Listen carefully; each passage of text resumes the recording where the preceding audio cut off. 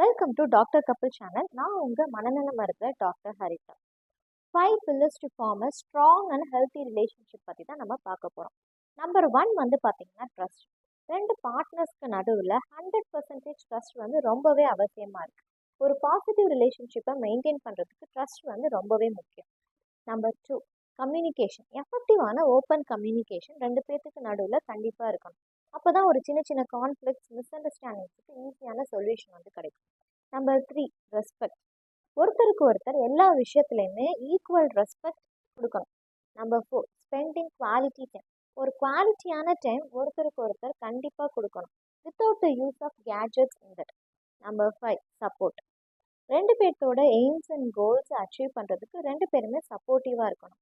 இந்த 5 பாயிண்ட்ஸ் தான் forms as a pillars for a healthy relationship. Thank you.